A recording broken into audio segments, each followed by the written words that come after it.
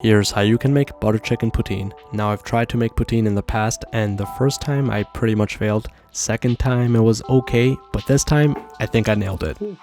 Let's start by thinly slicing up some russet potatoes, then soaking them in ice cold water for at least an hour. Then pat them completely dry. In a bowl I have boneless chicken thighs and legs, and to that I'm adding yogurt, ginger, turmeric and garlic paste, salt, garam masala, Kashmiri red chili powder, ground cumin and coriander, and a big squeeze of lemon juice. Let this marinate for a half an hour.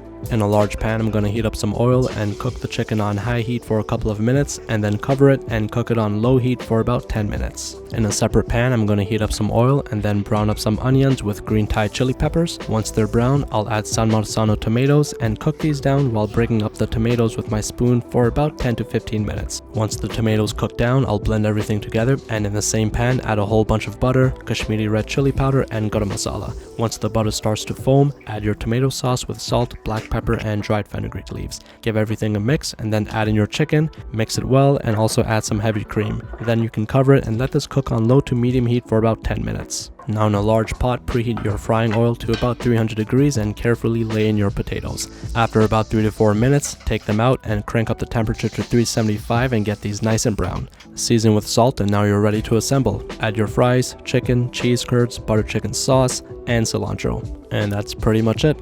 Hope you enjoy.